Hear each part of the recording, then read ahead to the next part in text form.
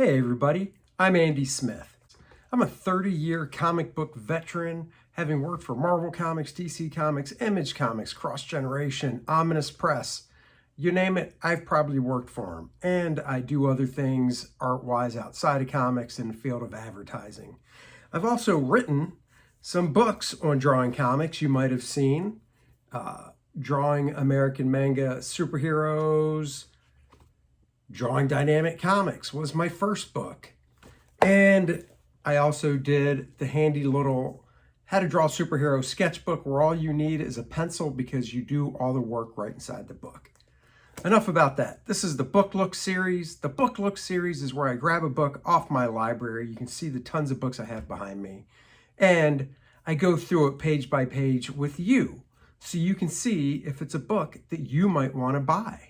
I like to know what I want to buy before I buy it, and I feel this is a way to give you some insight into these books. So join me for today's book look. Thanks. How do you do, everybody? Andy Smith here, 32-year veteran of the comic book industry with his new book look of the week. Another Gil Kane book, Art and Interviews by Hermes Press, the same company publisher that put out last week's book look I did. And boy, I looked up that Gil Kane book from last week. It is not cheap. So either is this one. I looked this one up too. These books are not cheap. They're not in print anymore. So if you really want it, you're going to be dropping over $100. Let's go through it. This one's 2002. Last week's was 2001. This book is a whopping 200 pages on the nose. So you can see table of contents, Gil Kane interview, then a Julius Schwartz interview, Roy Thomas, Ron Goulart. Boy, I messed that up. You guys, I mess names up. So this book is more text than the other one was. There is still a nice plethora of artwork in it, though, so have no fear. But this one definitely is more text heavy because it goes into nice in-depth interviews, as the table of contents say. Look at this. I love this. This is a page of pencils from Spider-Man 123. Compare this to the inks, which I'm not sure. I don't know if they're in this book or not, but John Romita would actually go in. These are full pencils and just redraw panels for better angles and such. And if you're a Gil Kane, John Romita fan, Marvel did put out facsimile editions of Spider-Man 121 and 122, The Death of Gwen Stacy. I can now say I own those two books. It's a reprint, but it's a facsimile, so besides the cover price and the slicker paper, it is a great deal if you're a fan and want those books. This is the interview portion. You can learn a lot about Gil. This right here, Joe Giella inks. I love Joe Giella inks. To me, he's like DC's version of Joe Sinnott with the inking style that he has. I think he brings a nice solidity to everybody. You can see the difference here. This is not inked by Joe, and this is, and you can just see the difference. This one's inked by Frank Giacoia. Joe Sinnott did ink Gil Kane over at Marvel, so if you can find those, I suggest getting them. This is one of my favorites. I love seeing this nice simple metal texture he did. Even in black and white, you can see that it's metal. Something that I should try and do, simplify the way I do metal on First Man, just see how it would look. Of course, first appearance of Guy Gardner here. Love that. So this book, yeah, it's more text heavy, more to read. Definitely get some background on Gil, but you still get some nice art. I remember seeing this as a kid in a reprint, thinking just, wow, who is this artist drawing this Hulk? It's just so different looking. No interiors, but did do cover art for Flash Gordon reprints, so that's cool. Excuse me, early morning, got the sniffies going on. Not sick. I have one issue left to get of Captain Action, and then I will have all my Captain Actions collected. It's only a 5-issue run, so just one issue to go. So if you're out there and you want to get me a friendship gift, I take it. A few of those issues were inked by Gil, most of them by Wally Wood. I wish that wasn't in the center spread so you could really see it. It's from Captain Action number 4. That one, I believe, is inked by Gil. Actually, let's just see. It would say, yep, inked by Gil. This issue, oh, no, it's not this one.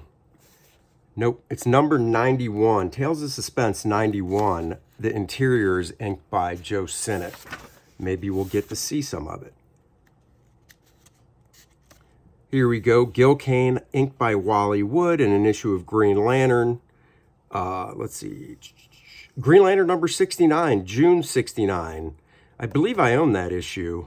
I have a connection to the number 69 because it's the year I was born. I don't know what you guys are thinking. Get your heads out of the gutters. Very cool to see his layouts for a page here. So much to learn about figure construction. And then his final page here. That's from His Name is Savage. Some more layouts and finished pencils. His Name is Savage is a book I do not own. It's a real world type story, no superhero stuff.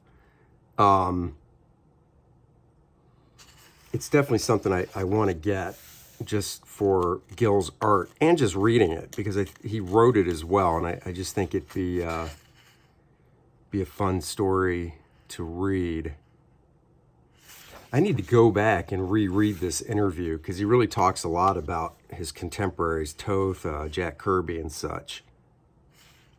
Black Mark, one of Gil's works. I just love the linear style Gil has with his work.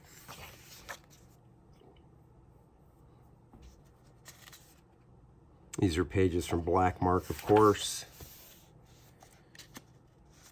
So I love this, this linear style with his inking. It would have been cool to see a Joe Kubert ink over Gil Kane because I believe Gil's solid figure construction would show through, but with Joe's wonderful inking style. It was only within the past few years I realized Gil did some issues of The Flash, and I went and tracked those down to buy. What issue numbers? Oh, 198. Yeah, 198, 199. I think he did 200 as well. Vinnie Coletta did the inks on the inside, and I know what you're thinking. Vinnie Coletta, trust me, they're nice looking books. Here, of course, is Gil being inked by John Romita. Once again, you can see Gil's strong anatomy and drawing show through with John Romita's wonderful heavy inking style that he has. Some more pages here. Said I'm kind of hoping it shows that one page that was in the book earlier showing full pencils so you can see. I don't know how well this is showing up, but this is nice. This is probably as tight as it got before it was inked.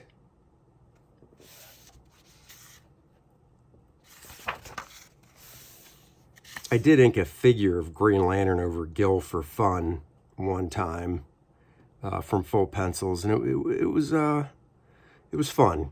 Gil's a guy whose stuff would just be such a joy to ink because there's so much room for interpretation.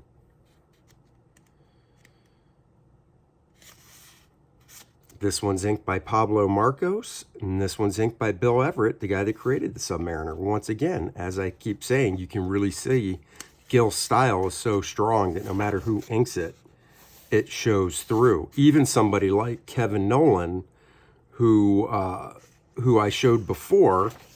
I own a page from a book that Gil and Kevin did together, and Kevin Nolan is known for really strong, inks, really putting in his own style over somebody, even if it's full pencils, and you can still tell that it's Gil Kane. Just the dynamics that Gil has in his artwork and the energy that comes through in everything that he drew. And the guy could do everything. I mean, these are Western examples we're looking at now. They look like daily strips. The Lone Ranger, 1981. Original artwork, pencil layouts for the Lone Ranger strip. I will have to do a Google search to see if there's a collection of these anywhere, because they would be fun to own. Oh my God, excuse me. I try to hold off any sneezes during the show, but sometimes they just happen. Little itchiness here. I don't know what this is for. Let's see. These are character studies prepared by Gil Kane for Ruby Spears, which was animation. Presentation drawing of Chuck Norris. So that's cool. Nice likeness.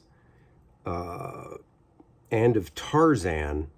So it doesn't say what that's for, but that is great. So Gil did make a jump to animation to do production drawings and stuff. There's a Superman cartoon that came out in the late 80s that you can tell is Gil Kane influenced. Let's see. It's a Marvel Western page. Marvel 2-in-1 number 2. Here's what I'm talking about. Inked by the beautiful Joe Sinnott.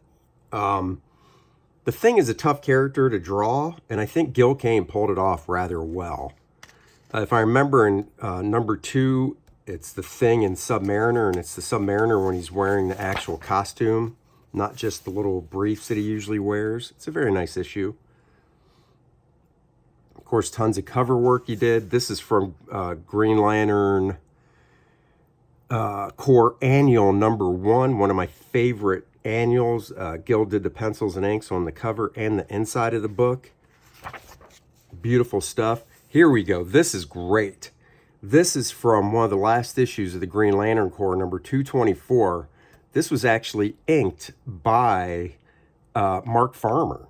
Now, this is his layout. I'm sure the book was full pencil and then Farmer inked over full pencils, but once again, I love that big figure right there, Green Lantern, and then it overlapping the close-up there.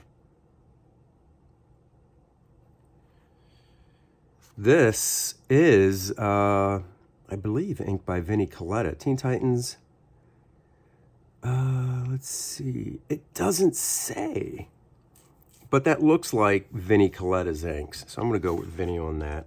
And then some various covers and stuff. Oop, missed the page. Even cartoony stuff. Now, I can't say I'd know for a fact that's Gil Kane if you just asked me, but since I do know it is, it's cool. Gil would do these warm-up sketches like this. I have about 30 of these bound into a book that are very cool to learn from, because you can just, it's really just getting inside his head to see how he constructs a figure. Very George Bridgman, Bern Hogarth combined, if you will. Oh, this is inked by Kevin Nolan right here. And it's from, what is that from? Oh, unpublished artwork from Star Wars. Oh my God, that would have been great to see inked or see printed. And we got some pictures of Gil. Look at that. Oh, here we go. Gil, Legend of the DC Universe. This is the 2 issues I was talking about in a previous video, book look, inked by Klaus Janson, that stars the Atom and Green Lantern. This is a cover inked by Kevin Nolan. Both of these are for Green Lantern. And you can see, even in this face, the heavy Kevin Nolan inking, you can still see it's Gil Kane with the figure construction and such. I think these are commissions he did. I would love to have seen these finished. This is a commission from Green Lantern number 2.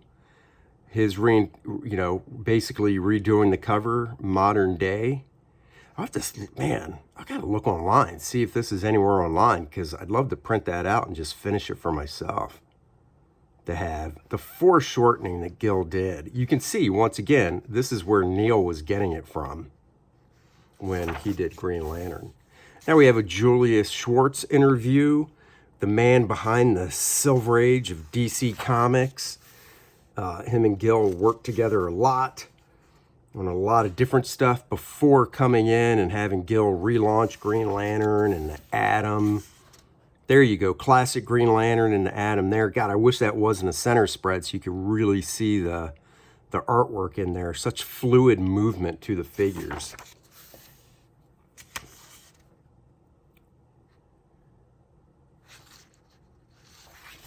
I need to go back and reread this book. Gil's take on Batman I thought was rather unique, especially at this time period, because you know, you were more used to like Carmine Infantino doing it and stuff, but then Gil would do these few issues and, you know, stay with the style of this. This was almost a thing back then where when you drew Batman, it always had that black on the mask. And then when you saw the TV show, it had it as well. And it wasn't just lighting, it was literally black on that part of the mask. This Captain Marvel number 18, cover date November 1969. I own it because I collect books from the month I was born. Love it. I also think John Buscema drew part of this issue. The Hulk was in number 21. Very cool to see. You know, for the amount of work Gil did, there's just not a ton of it out there for sale on the original art market, which is surprising. And then, of course, the stuff that is out there for sale, well, go get that second mortgage to afford it, unless it's just something really cheesy. But I can't even imagine, you know, cheesy stuff going for that limited amount. Son of Saint number 1, Gil Kane, Mike Esposito. Very cool here. I like the way he did the flames on the horse's manes. Very simple, very cool. Of course, he did do issues of Warlock. Here we have, once again, Gil being inked by John Romita. Spider-Man 121. Like I said, they just did that facsimile edition, so go get it. Go get it. They did a facsimile of 122. Another great Gil Kane, John Romita.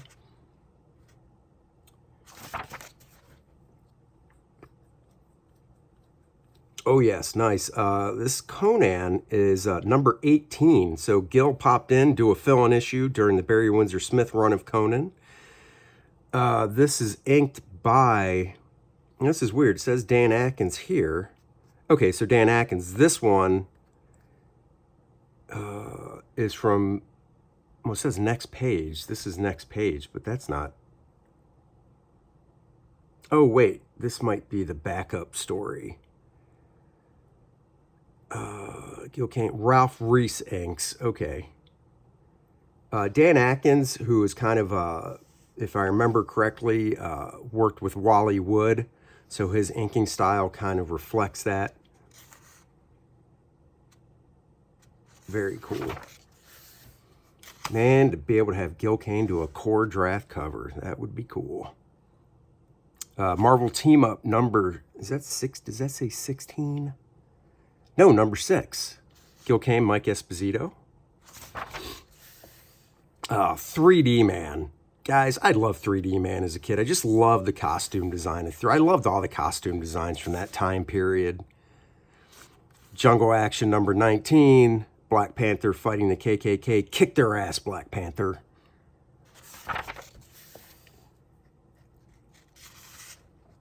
Like I said, this book is fantastic.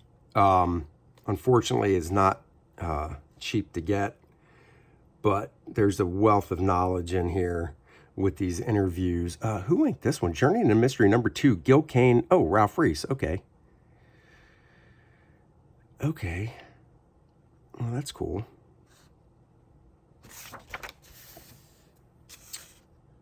More Conan Saga.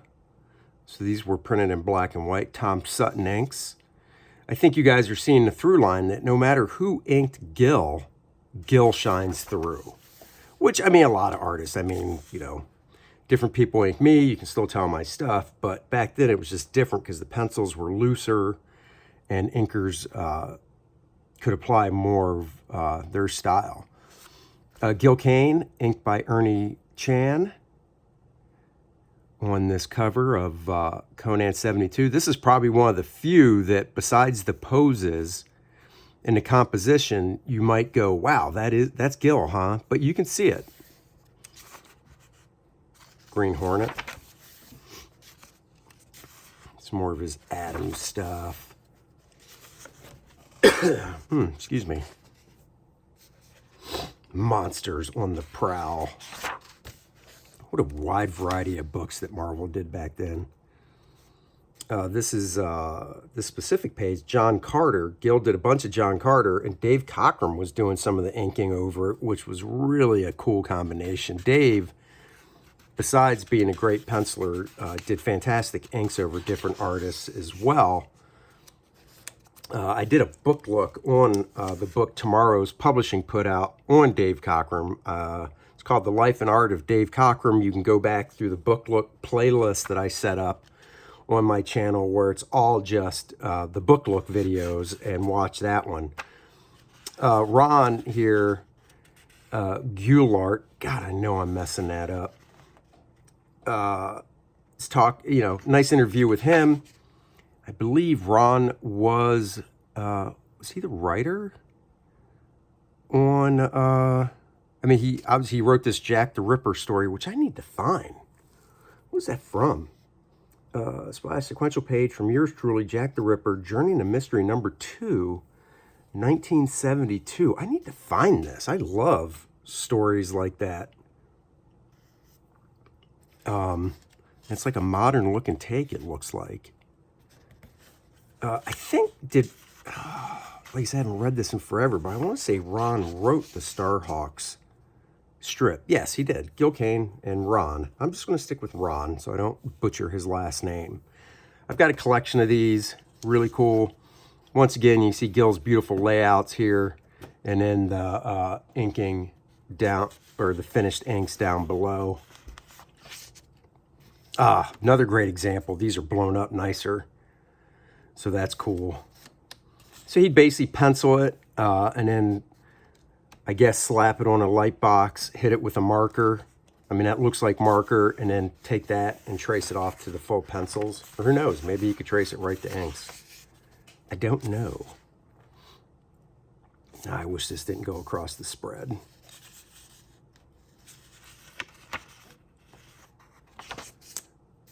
So this chapter is really nice, just seeing a lot of the layouts and finishes here to really absorb. So if you can't afford the book, you can at least come back to this video and pause it to look at these and study them. Take screen grabs for all I care.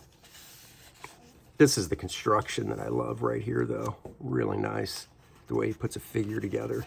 I know I'm a broken record on that, but I just, you know, it's one of the things about comics I just love is the really nice figure construction people do. This kind of reminds me of Chris Sprouse. If you've ever seen a Chris Sprouse page, and I'm lucky enough to own one of them, page of original art. I don't know if he still does it, but Chris would actually draw on the back of a page, and it would look kind of like this.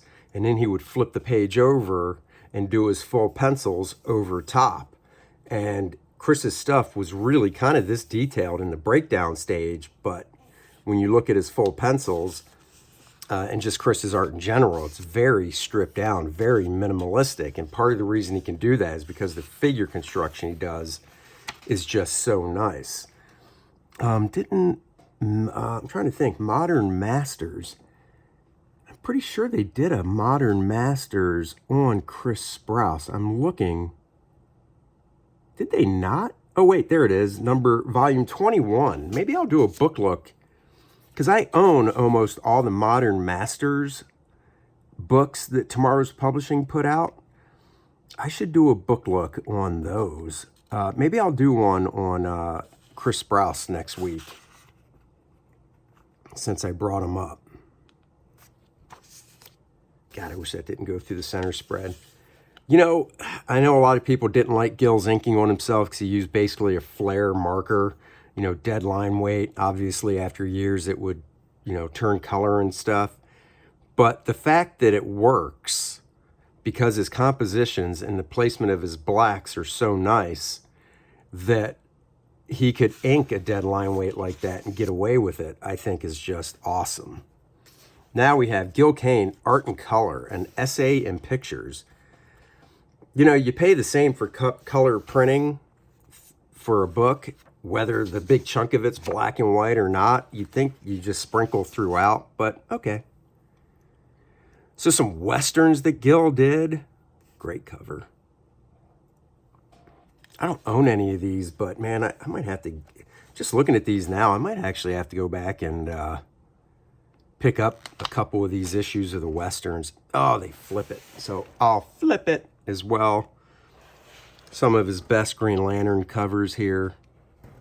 They're showing. I mean, when I think of Gil Kane, I think Green Lantern. That's it.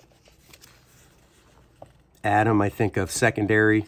Oh, here's the, let me see, is this the Captain America I'm talking about? Yep, Tales of Suspense, 91, Gil Kane. It's 1967, Joe Sinnott inks. Wonderful issue. I guess he was filling in for Jack because Jack did the issues before and after it. So, like I was saying, he did Captain Marvel 17, 18, 19, 20, and I believe 21. Oh my God, why are they doing this to me? More great Gil Kane goodness and color. And then you flip the book back this way. Seriously, guys, who designed this book? Come on. Gil Kane Savage. You say I need to get that. I'll have to see if they did a collection of that. Oh yeah, and Gil, man, this Superman job right here. This is from, let me see if I remember correctly. Love that cover, by the way. I think I bought that just for the cover as a kid. Let's see, it's going around clockwise. Oh, here we go. This is one of the pages Mark Farmer inked over Gil. It's hard to see, but Mark Farmer's a brush guy, and I just love that look, that softness he gives it. Let's see. Action 541. Oh, bottom row. Okay. Interior page from Action 546. There you go. I know I own this issue because if it's Gil, I've got it. Plus, I've got that hardcover, The Adventures of Superman by Gil Kane, which collects most of his stuff. Such a powerful Superman. Micronauts, of course, he drew for a while. He did, of course, do covers, tons of covers for Superman. Love the twist he would give the figures. Let's see. Oh, yeah. Issue of the Vigilante. I definitely have that. I love his perspectives he would have in the stuff. The Rheingold. I own this as well. Very nice. I own the trade paperback of it. God, I'm on cough. Excuse me. The Ring of Nebulung. I've got the trade of that. Very cool fantasy stuff by Gil. And like I say, he did 2 issues of Batman Legends of the Dark Knight as well. I think he just did the cover for this Forgotten Realms. He didn't do the inside. This is a great comic book artist. Get an interview. And this, like I said, this is Gil Kane colored by Alex Ross, or painted. Alex Ross painted over Gil Kane. And then from the inside of the book, beautiful inks by Klaus Janson. And then a Gil Kane checklist, his covers for Marvel. So I mean, just look at all these covers he did. I don't know if this goes into... Oh, look at that. X-Men 75. John Romita inked the pencils. Oh, that's cool. X-Men 76, I know, is a reprint with the Banshee. Inked by Joe Sinnott. That's cool. I mean, the guy was just so prolific. I would love to have watched him draw. It's funny how this book only does this checklist of covers for Marvel, but when you see how many there are, it's just like, it's amazing. I mean, a Gil Kane checklist onto itself would probably be a whole book. And like, this is just the covers. And this is cool, nice little index here. So if you say, oh, Cy Berry, page 98, what's Cy say? Or what does he say? Neil Adams.